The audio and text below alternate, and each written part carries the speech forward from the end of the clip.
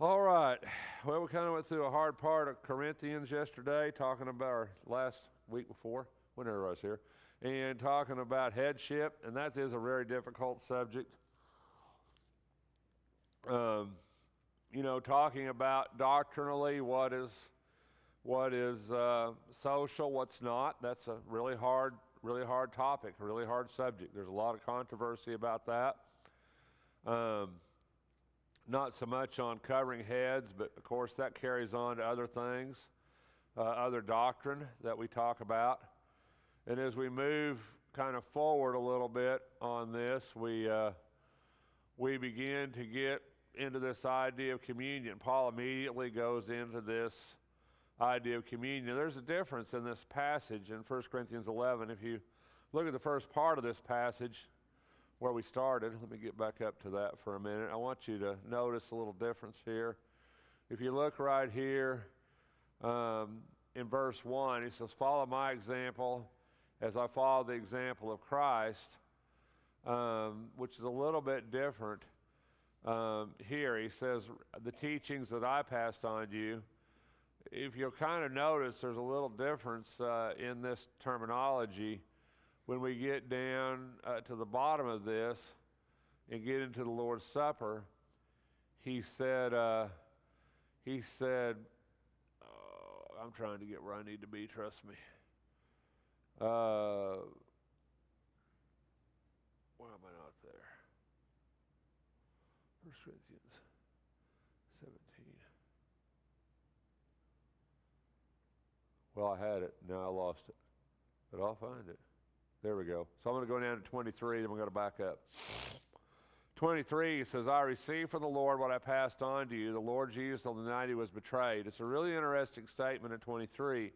And the reason is because Paul never really met Jesus in the flesh while Jesus was alive, right? Paul didn't meet Jesus, didn't receive things from Jesus until after Jesus was dead. Paul was revealed, Jesus revealed himself to Paul on the road to Damascus. Paul kind of disappeared for several years after that encounter. He went to Jerusalem, then he went and left, and he went to the wilderness, it said. He went off. At some point, the Lord made revelation to Paul. And Paul, when he talks about this, says, "I received from the Lord what I passed on to you." In other words, he didn't get it from somebody else. Now, let's back up a little. So, when we back up a little bit on this, we begin to get this idea, shifting a little bit of gear. He's talking about women, men, relationship, headship. Now he's shifting gears. We're talking about the Lord's Supper here. This is a really interesting passage, and we can really get a lot out of this that maybe not directly, but indirectly. Because some things we have to remember when we start into these letters, like Paul's letter to Corinth. And we have to kind of keep reminding ourselves that the reason he writes these letters is because there's problems, right? I mean, he's not writing these just for general information. This isn't an instruction manual. This is writing to somebody to say, this is what you need to do. There's a problem. So why did he write about headship, about women and men? Because obviously there was a problem, right? Obviously, women were taking the authority of men, or there was a problem going on there that Paul needed to address. And we're going to spend more time on that. On the women-men thing, we're not near done with that. We're going to spend more time on that. I thought about doing that this morning, but I think we'll kind of interject it a little bit later as we go through Corinthians. We're going to spend some more time on that for sure, because I think it's important that we do. Because I don't know, we have to look at our doctrine. We have to look at how what we think. Are we right? Are we wrong? Then there's a lot we have to think about on these passages. These aren't simple things. These are very difficult things. And the reason that the reason the church in Corinth is having problems with this is because these are difficult things. But there's things that we can glean out of this passage that we really don't get anywhere else in the Bible, anywhere else in Scripture. This idea coming together, and of course church here, ecclesia, assembly, he talks about divisions. Now we already know there's divisions at Corinth, right? Because we already talked about, some of you say I'm Paul, some of you say I'm Apollos, right? We already talked about that. We know there's divisions. We know there's divisions because of spiritual gifts. We're going to talk about that. We're not there yet, but we're going to talk about that. We know there's divisions because of that. But this is different. This is a division that's causing divisions among them as they take the Lord's Supper. It's interesting here to kind of put ourselves back in the context of, what first century Christianity was. Because you and I, we don't live in the world they lived in, obviously. And we have to kind of understand how this worked for them. These churches, where do you think they met? Where do you think, the church in Corinth, apparently this is quite a few people, right? I mean, you get that idea from reading the Corinthian letter that this is quite a good-sized group. Do you think? I mean, more so than maybe talking about maybe Thessalonica or maybe maybe congregations that Paul started in Acts. Don't you kind of get the idea from reading this letter that this is a fairly good-sized group of people? I mean, I kind of get that idea because, they're saying some of you are Paul, some are Apollos, right? They're saying some of you, as we get more into the letter, he's going to say some of you have these gifts, some of you have these gifts, some of you don't have any gifts. I mean, I think this is a pretty good-sized group. I don't think this is a dozen people. I think this is a pretty good-sized group of people. That's the feeling I get from reading this. Maybe you don't get that, but I've always kind of got the idea that the church in Corinth was decent size. Corinth is a big city. So, I mean, I think it's realistic to think this is a good-sized congregation. Quite a few people here. So when you think about that, where do you think they meet? Synagogues or homes, maybe home church, maybe, I don't know. Maybe some sort of a public venue, public place, right? Because I get the idea there's quite a few people here. But the other thing I think we got to think about here is, was there one church that Paul's writing to in Corinth, or do you think this would have been like maybe several different home churches? What do you think here? Do you think even though he's writing to the church in Corinth as a whole that maybe they met in several different, I'm just throwing this out there. I don't have the answers to these questions, But we do know a lot of these met in homes. We do know that how did these people get around? They walked, right? I mean, I think that's pretty exclusive. They walked. So, how far are you going to walk to go to church? As long as it takes. But I mean, in reality, chances are you're not going to walk, 4 or 5 miles to go to church, right? I mean, chances are you're going to have churches that are close proximity, right? Why did we have all these little schools? Why do we have a little school in Hannah, a little school in Dustin, a little school in Graham, a little school in Henrietta, a little school in Wilson, a little school in Shelter, why do we have all those schools years ago? Why do we do that? Transportation, right?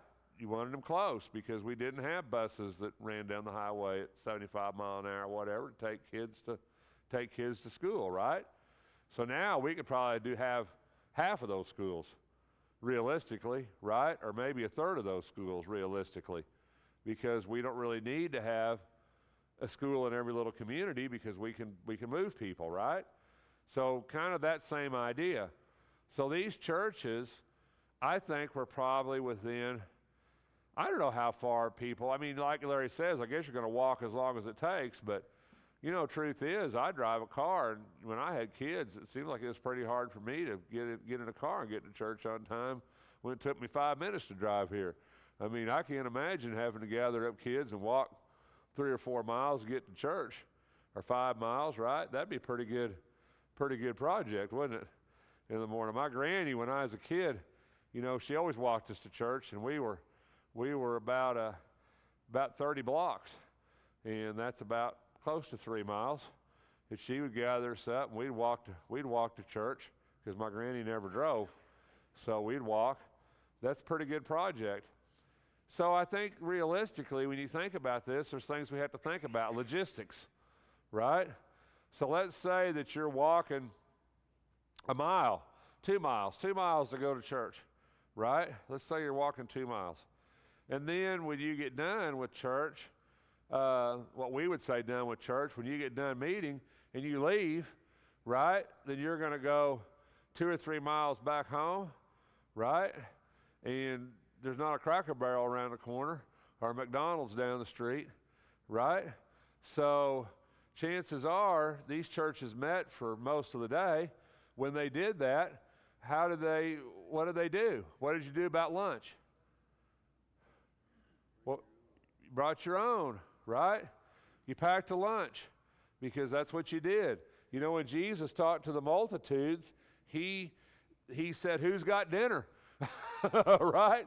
And they found the little lad with the loaves and the fishes because somebody brought something to eat. Well, that's what these people did. They brought something to eat. Apparently, just reading this, and you look at Jude about the agape feast or love feast, you kind of get the idea that these people, that was kind of the normal. Whether they were meeting in a house or meeting in a synagogue or meeting in a open, I don't know, meeting somewhere in a public setting or some sort of building, I don't know where they met. They brought their food with them, right? They brought their dinner. And in the middle of this dinner, apparently, they took the Lord's Supper. Now, there's nothing really wrong with that, right? Jesus basically instituted the Lord's Supper in the middle of a feast, in the middle of the Passover feast, right? So, I mean, essentially, there's nothing wrong with that. Now, there's some Church to Christ, we call them non-institutionalized. They don't believe in having kitchens in the building. They don't believe in having dinners, right? They don't believe that, and a lot of that comes out of this passage in 1 Corinthians. But that's really a great misuse of the text. So this group's varied, right? All kinds of different people. You got rich people, you got poor people, you got all kinds of people. Am I right? I mean, isn't that the view you get here? There's all kinds of different people here. And rich people, they probably brought a pretty good spread for dinner, right? And the poor people, maybe they didn't have a lot. Maybe they just had a bologna sandwich, right? Crust of bread, glass of milk. I don't know. They didn't have much. So they're eating. This isn't like a potluck we do over here. Everybody didn't put their food out and let everybody pick through it and get what they wanted. Everybody brought their own food. So in the middle of this, they're going to take the Lord's Supper, right? And so what's going on here? Well, Paul criticized them. Why? He says when you come together, it is not the Lord's Supper you eat. So he's saying,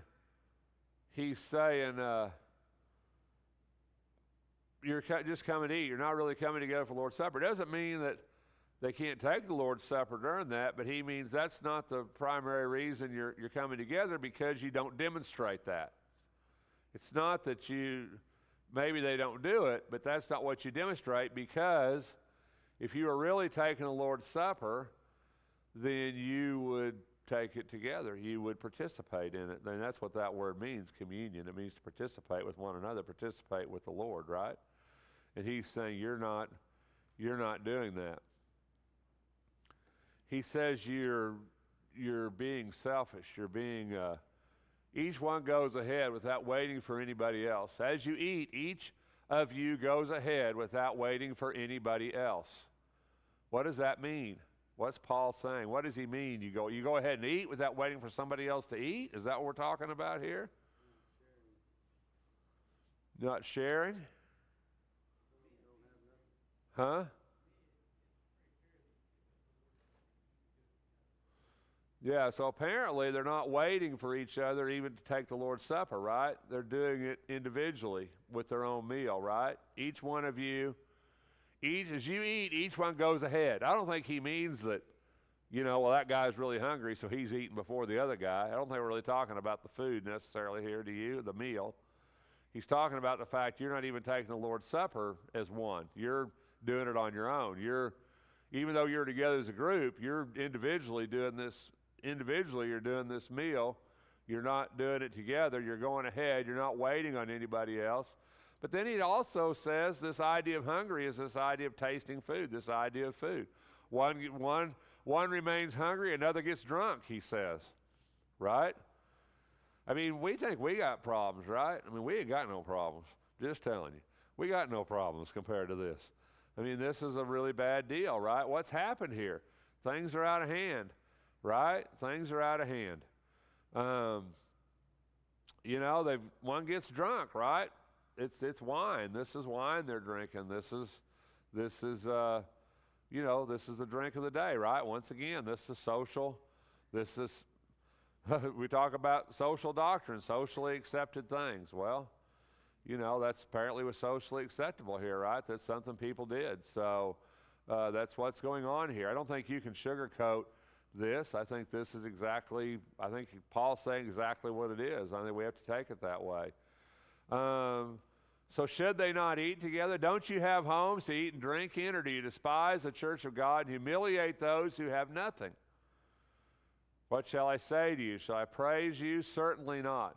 Humiliate those who have nothing. Apparently some people don't have anything to eat, right? Isn't that what you get here? Some people don't have anything to eat. And some people, if you get the idea here, you eat and you get drunk, right? What's that say? That's the idea that some of you have excess, right? Isn't that what we're saying here? Debauchery, basically. Some of you have excess. So some of you are hungry. I don't think you need to get hung up on the 21, right? Some remains hungry, another gets drunk. What he means is some don't have anything and some have an excess, right? But you're not sharing it. You're not participating with one another. You're not caring for one another. You're not coming together. You're staying apart. Even though you're together, you're apart. You're separating each other by what you have or don't have, by the foods you have or the foods you don't have. And Paul says, you're humiliating those who have nothing, right? You humiliate those. It's humiliating when you don't have anything, when people around you have stuff, and people kind of hold that in front of you, right? Hold that up. And Paul says, I'm not praising you for this. And then Paul's going to get into what the Lord's Supper should really be about. It doesn't matter if people eat together. All through the Bible, people eat together. Breaking bread is part of what brings us together. In Acts 2, right? They broke bread from house to house. There's two different things in Acts 2. One of them says that I say specifically the Lord's Supper, but then he says breaking bread together from house to house with gladness of heart. That's eating together. So there's nothing wrong with that. In Acts 27, they ate. They took the Lord's Supper, that's true. But then also they ate together. So there's nothing wrong with that. Nothing wrong with that principle. What's wrong is when we do things that divide us. That's a problem. He says, but then Paul says, I received from the Lord what I passed on to you. The Lord Jesus, on the night he was betrayed, took bread, and when he had given thanks, he broke it and said, this is my body, which is for you. Do this in remembrance of me. And in the same way, after supper, he took the cup, saying, this cup is the new covenant in my blood. Do this whenever you drink it in remembrance of me. For whenever you eat this bread and drink this cup, you proclaim the Lord's death until he comes. So Paul says, this is what you should do. This is what I received from the Lord. This is how you should do it. Not how you are doing it, but this is how you should do it, right? So that kind of gives us a little basis for what we do. It should be separate. It should be together. It should be a special time. It should be a special deal for us to do that because it's special for us to do it. It's a remembrance of the Lord. So there was a lot of problems here, wasn't there? Is there any comments?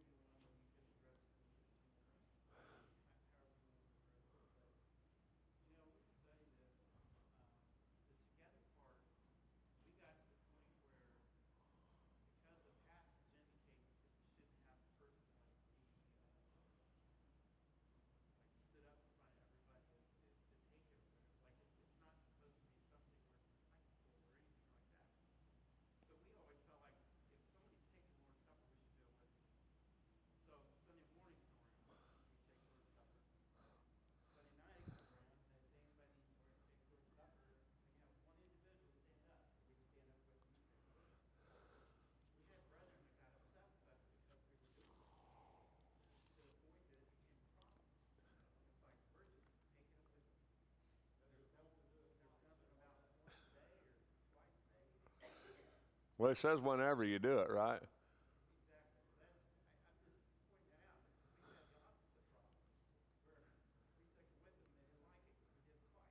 Well, I think the problem is you can get so legalistic with this that you can miss the reason you do it. And I think that's a problem in the church. And I think Brent's not here today, but Brent, when he was a very young man, he was going to church at a church that was a non-institutionalized, very conservative church, and and whenever I can't remember the whole story, but somehow whenever he took that bread, he didn't break it, and that got onto him for it. Like I said, you can get so legalistic here that you miss the reason. You can't. How do I? There's division over this today. You agree with that? There's still division over the Lord's Supper today. You agree with that? Some people say you need to take it every first day of the week. Some people say you don't. There's division in the church. Some people say you need to use one cup. Some people say you can use multiple cups, right? There's division over this still. Division exists, right? Greek Orthodox Church uses leavened bread. You know that? They only use leavened bread. You know that? Greek Orthodox only use leavened bread. We use unleavened bread. Is that really important? Does the Bible say thou shalt use unleavened bread anywhere? Does it say that? No, it doesn't say that, right? We know it was unleavened bread Jesus used. You use it during the Passover. We know that's unleavened bread. That's why we get that. That's our example. That's why we use unleavened bread. One cup, multiple cups. How should we take it? At night, should you have people stand up that didn't take communion and take communion at night, or should you take them to another room at night like we do and give them communion? Or, in my opinion, we could all just take it again.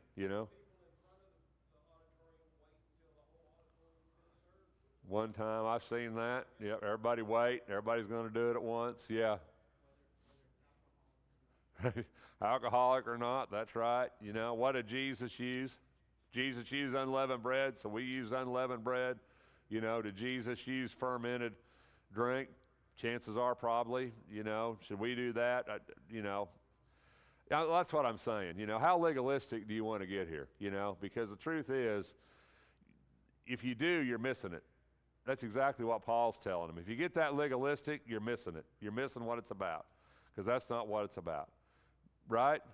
I mean, it's about remembering the Lord's death, remembering his death, remembering his body, remembering his blood. That's what communion's about. It's a memorial. It's about remembering until he comes again. Right? And if we lose sight of that, then we've messed up. We're no better than them. If we lose sight of why we're doing it because we get so legalistic, then we're no better than they are. We've missed the point. So,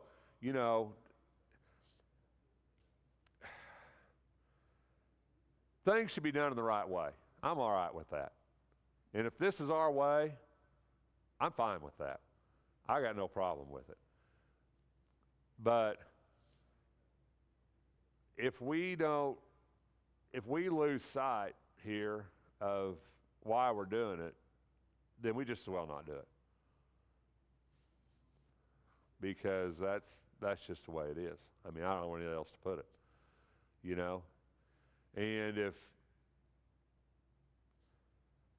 And I remember years ago here in this old building, and Deborah Bailey was here, and Deborah was raised one cup, and they always made their own bread. That's just how they did it. They never bought bread. We buy bread from the Jews, right? Matzah, comes straight from a Jew, right?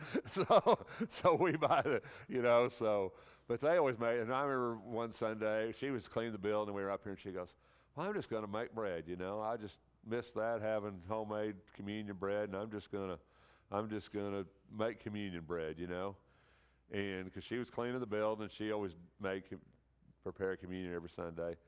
And I'm telling you what, I thought we was going to have people leave over that. It was the darndest thing I ever saw in my life.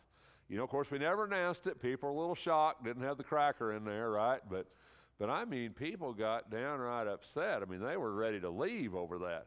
And now And so we started putting in homemade bread and the cracker too, you know, so we wouldn't offend anybody. I mean, if we get that way, I'd 5,000 times rather have communion bread that one of my brothers or sisters made in an oven than eat that cracker that we buy from the Jews. I mean, I would 1,000 times rather do that. But, the point is that stuff is irrelevant. It's why, right? It's the why. It's the why. And if we get so caught up in the how, then we forget the why. And we can't do that. And I think you and I, in the church, I grew up not taking, well, as I say that, I grew up not taking in the Baptist church, maybe communion once a year, maybe once a quarter, depending. And they made it a big deal. It was generally in an evening service. It was a big deal. Man, they dimmed the lights. They put the glass cups out. I mean, it was a full-scale event, But for us to take it like we do every Sunday, and that's a lot of the argument that people use against that. A lot of the argument you hear about it is people say, well, if you take it every Sunday, after a while, it doesn't mean anything anymore. It's just, you just do it. Well, there could be some truth in that. I mean, I'll be honest. There could be some truth in that. But that's on us, right? That's on us. If we can't get our head straight, if we can't get our head in the game for 5 minutes to take communion, then we probably better be examining ourselves a little bit, right? I mean, surely to goodness we can get it together for 5 minutes. Surely, right? I mean, if we all try real hard. I hope we can. And I'm guilty as anybody else. I am. I mean, I know exactly, how we do. Our mind strays, our mind wanders. We have a hard time focusing on what we should focus on. There's distractions, I understand that, but this is something we need to be serious about. And it's something in our worship, in our spiritual life, that we need to be serious about.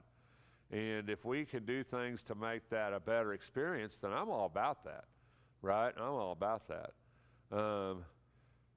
So, like I said, we can talk about legalities and structure and form, all day. I've seen it done different ways. I've seen Sunday nights done different ways.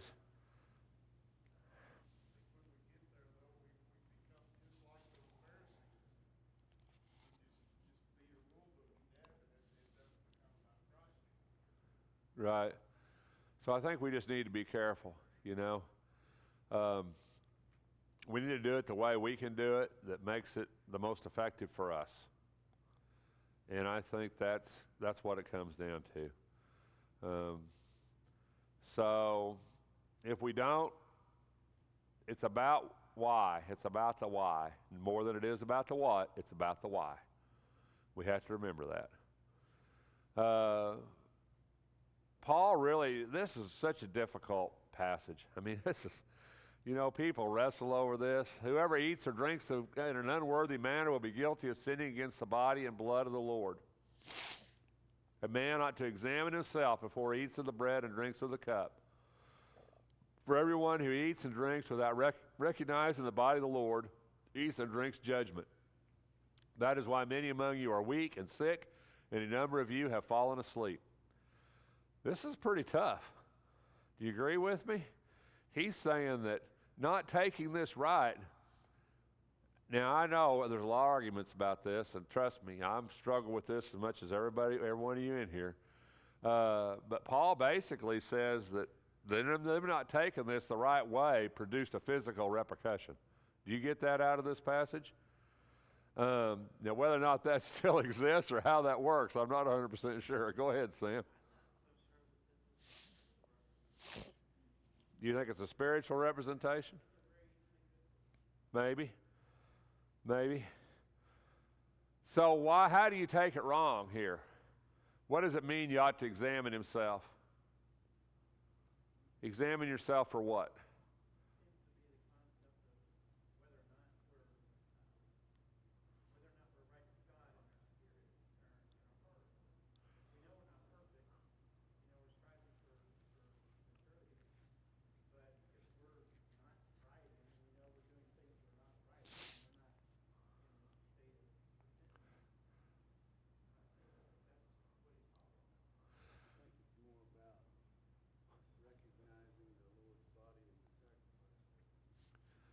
So both of y'all kind of gave the two good schools of thought, right? Sam said, it's about looking at yourself. Are you repenting? Are you in a good place with God? Have you got, is there's a reason you shouldn't take it? I mean, I've been and taken the Lord's Supper and, noticed somebody didn't take it. I'm like, why didn't you take the Lord's Supper? Well, I just had a really bad week and I'm just not right, just not in the right place to take the Lord's Supper. I've had people say that.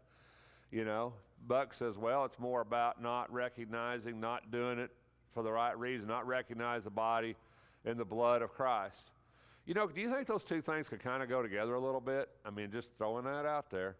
The truth is, if I'm really in a bad place, and things are going on in my head, my heart, and my soul, and I'm not in a good spot, do you think that maybe if I'm really in that kind of place, that maybe I really could not really recognize the Lord's body and blood, could not really be taking it because I'm so caught up in the problems I've got and the things going on in my life that I'm really not in a place to really think about God, not in a place to really recognize God. I think those things can intertwine to an extent, I think there's another flip of this, and I think we miss this. And I want to flip this passage a little bit on you. Right. Oh, I absolutely agree. Yeah. But I want to flip this on you a little bit. So, flip this over. So if this is so important, matter of fact, in 30, it says, that's why many among you are weak and sick, and a number of you have died. That's what that's saying, right? So if this is if this is what can happen when I don't do it right, then why should I just not do it? Yeah.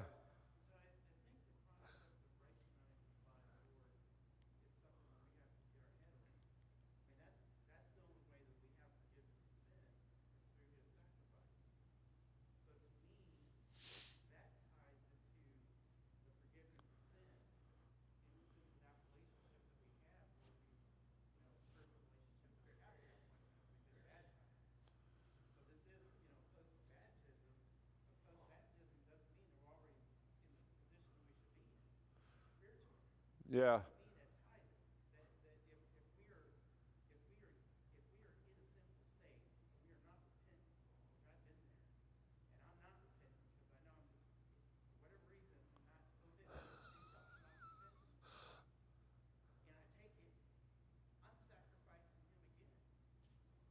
Yeah, you definitely look at it that way. I'll tell you the way I look at it. It's a little bit different take.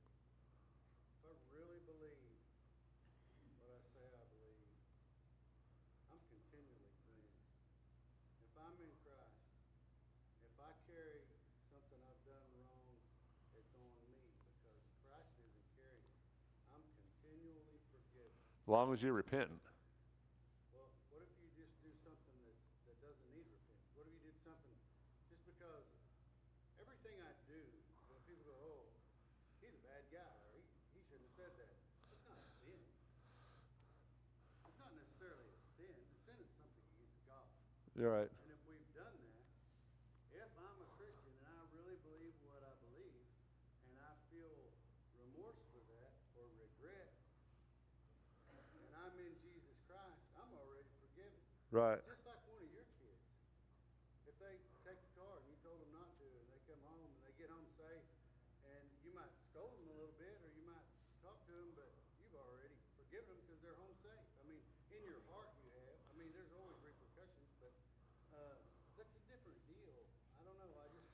Oh, I understand. We're in a continual state of forgiveness. I understand that as Christians, The blood continually cleanses us. I totally understand that. I mean, that's what I mean. There's a lot of things you can look at here, but I think when you turn it around and you say, well, if it's this big a deal, I mean, if it's this important, this big a deal that actually things could happen to me if I don't do it right, and that's what Paul's saying in 30. I mean, there's just no way around that verse. And maybe that's not what happens today. Maybe that was to them. Maybe that's not to us. But let's just flip back into this. Let's take it for what it says. So if it's such a big thing that, I could have physical repercussions if I do it wrong, then, why would I even do it? Because, and the reason I'm throwing this out there is not to confuse you. It's to say that that's how important it is to do it. In other words, Paul's not saying, oh, listen, man, you do this wrong, and it's really going to be bad, so you just shouldn't do it. Paul's saying, you have to do it. You understand what I'm saying? Just the very fact that he says this is this bad if you do it wrong is telling you that you have to do it. I mean, it's not leaving that as an option here. You know, people say, well, you're not commanded to take the Lord. Go 1 second, Sam. He says, you're not commanded to take the Lord's Supper. And that's true. There's no place in the Bible that says, thou shalt take the Lord's Supper. It does not exist. But if you really look at this passage and look at the severity of doing this wrong, and yet Paul says, you have to do it. That's pretty strong language if you look at it that way. If you turn this verse around a little bit, it's really strong language. Would you agree with that? Yes, Sam?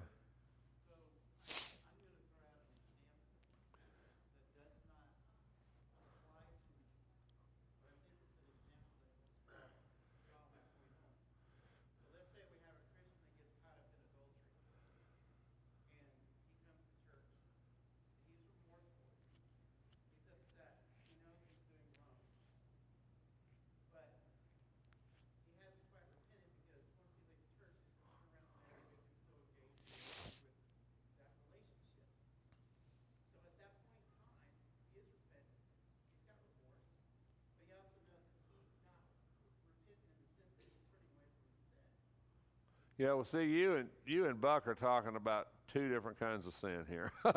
you know,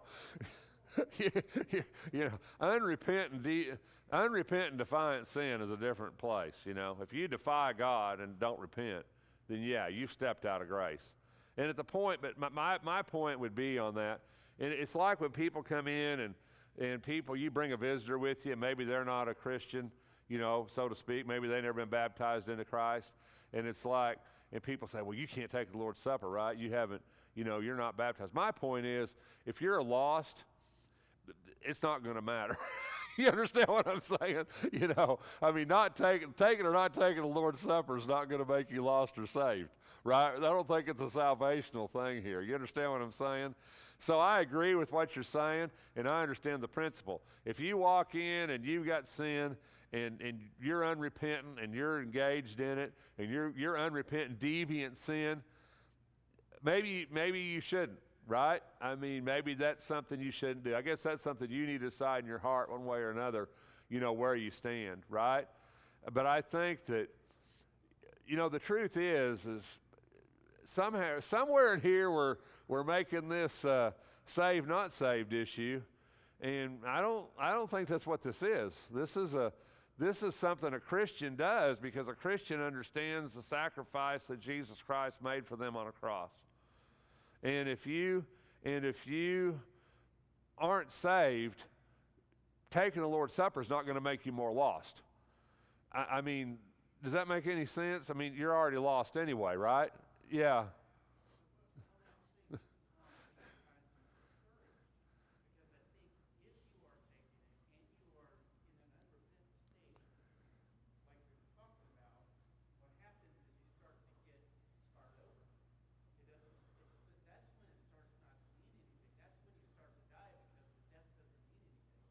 Well, right, because basically you're kind of throwing that in the Lord's face. I understand. I understand exactly what you're saying.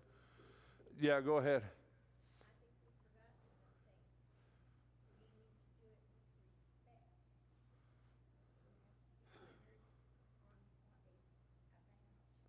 Right, and that comes down to that idea of focus and that idea that we need to recognize what we're doing.